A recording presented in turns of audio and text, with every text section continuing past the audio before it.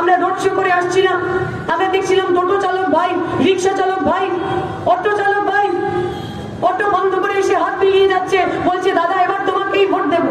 কোথা থেকে স্বপ্ন দেখেন বলুন তো? ওরা যে স্ট্যান্ড গুলোতে দাঁড়ায় সেই স্ট্যান্ড থেকে ওরা যদি তৃণমূলের মিটিং মিছিলে না যায়, পরের দিন আর স্ট্যান্ডে দাঁড়াতে পারবে না।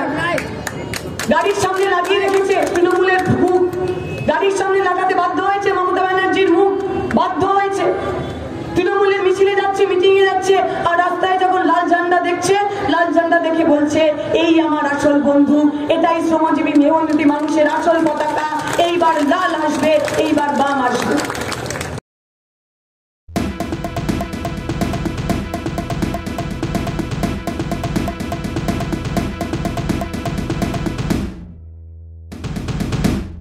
যবে থেকে পশ্চিমবঙ্গে নির্বাচন হয়েছে আপনারা দেখেছেন এক একটা ধাপে পরিষ্কার হয়ে গেছে।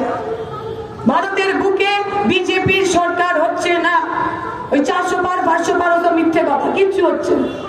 পশ্চিমবঙ্গের বুকে মমতা ব্যানার্জি পিসি ভাইপোর সিংহাসন টলমল করছে, আর তাই তারা বিভিন্ন জায়গায় তৃণমূল বিজেপি সেটিং করে এখন বাম কংগ্রেসকে কি করে আটকানো যায় তার চেষ্টা করছে। 20শে মেয়ের নির্বাচনে আমি দেখেছি বিভিন্ন জায়গায় তৃণমূল এবং বিজেপির যে এজেন্ট তারা সব একই দলের লোক। বিজেপির এজেন্টে তৃণমূলের লোকেরা টাকা দিয়ে কিনে নিয়েছে, ফলে যে মানুষ এখনো ভাবছে তৃণমূলের অপশাসন রুখতে একবার বিজেপিকে ভোট দেবে, যে মানুষ এখনো ভাবছেন তৃণমূলকে তাড়াতে একবার বিজেপিকে ভোট দিতে হবে, আমরা বলছি ওরা এজেন্টই বাঁচাতে পারে না, এমপি কি বাঁচাবে? যারা ভাবছেন বিজেপিকে দিয়ে তৃণমূলকে আটকাতে পারবেন তাদেরকে আমরা বলে রাখি, তৃণমূল বিজেপিকে আটকানোর জন্য ধক লাগে, বুকের পাটা লাগে। যারা ইডি সিবিআই এর ভয়ে হাতের তলায় লুকিয়ে থাকেন, যারা কোটি কোটি টাকা দুর্নীতি করে গলা অবধি ডুবে রয়েছেন, সেই লোকগুলোকে দিয়ে তৃণমূল অথবা বিজেপি কোনোটাকেই আটকানো যাবে না।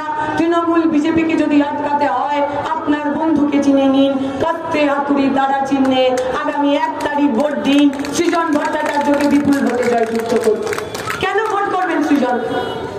সৃজন আপনার পাড়ার ছেলে, আপনার এলাকার ছেলে, তাই জন্য না? কেন ভোট করবে সৃজন? সৃজন খুব সুন্দর দেখতে, সৃজন যাদবপুর ইউনিভার্সিটি থেকে পড়েছে ওই জন্য না? কেন ভোট করবেন সৃজন? সৃজন খুব সুন্দর কথা বলে, গান গায়, কবিতা লেখে ওই জন্য না? সৃজনকে ভোট করবেন কারণ যখন অনেক বড় বড় এখানকার নেতা যারা নির্বাচনে দাঁড়িয়েছেন তারা রাজনীতির র বুঝতেন না, আপনার ক্যান্ডিডেট সৃজন ভট্টাচার্য স্বাধীনতা, গণতন্ত্র, সমাজতন্ত্রের জন্য রাস্তায় দাঁড়িয়ে লড়াই করত, পুলিশের চোখে চোখ রেখে লড়াই করত, পুলিশের মার খেয়ে মাথা ফাটাতো, কিন্তু কোনোদিনও লাল ঝান্ডার সঙ্গে গদ্দারি করেনি। আপনি সৃজনকে ভোট করবেন কারণ সৃজন কোনো প্যারাশুটের নেতা নয়। সৃজন নাচ করতো, গান করতো, একদিন হঠাৎ করে মনে হলো মানুষের সেবা করব, তাই জন্য রাজনীতিতে আসেনি। সৃজন রাজনীতিতে এসেছে কারণ একটা স্বপ্ন নিয়ে। আমার প্রজন্মের ছেলে মেয়েরা, আমরা যারা 11 সালের পর থেকে রাজনীতি করতে এসেছি, আমরা কিছু পাওয়ার জন্য আসি, পদ পাবো, টাকা পাবো, পয়সা পাবো, চাকরি পাবো, তাই জন্য তো আমরা রাজনীতি করতে আসি। আমাদের অনেকের রাজনীতি করতে আসার পিছনে একটি ছেলের বড় ভূমিকা আছে। ছেলেটির নাম সুদীপ্ত গুপ্ত, কলকাতা জেলা কমিটির নেতা।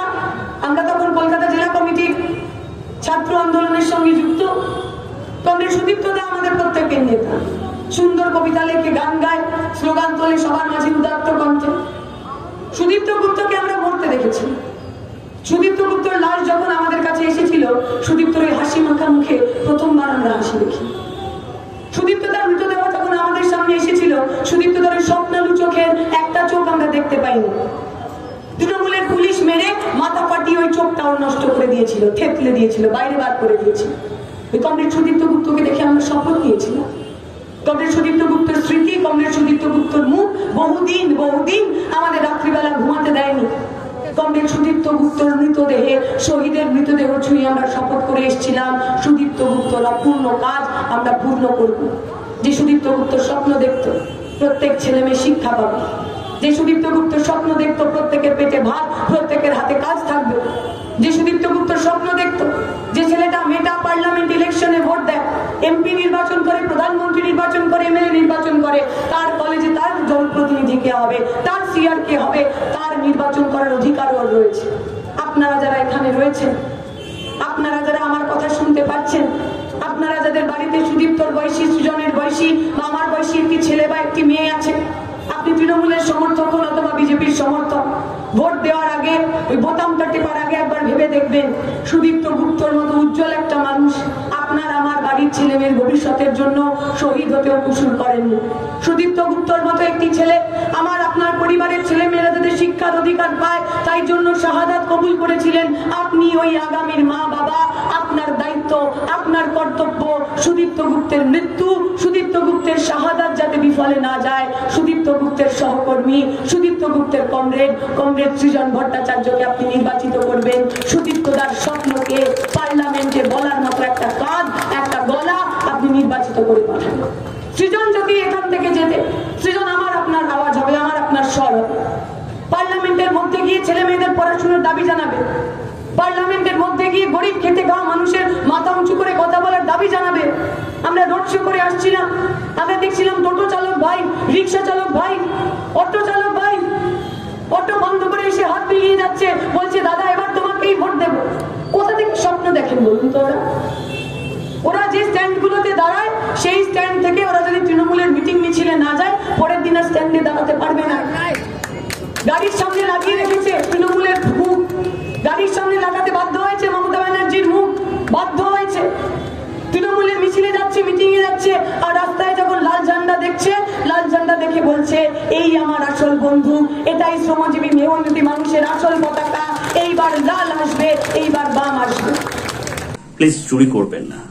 একজন কন্টেন্ট ক্রিয়েটার অত্যন্ত কষ্ট করে তার কাজকে এগিয়ে নিয়েছে, তাই তার কাজকে সাপোর্ট করুন, তার কাজকে ভালোবাসুন, কিন্তু তার কাজ নিজের চ্যানেলে তুলে দেবেন না, কারণ জানবেন পাইরেসি কিন্তু একটা অত্যন্ত দণ্ডনীয় অপরাধ।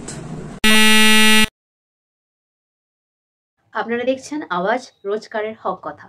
For more updates about Awaaz, please subscribe our YouTube channel Rajshekhar thali.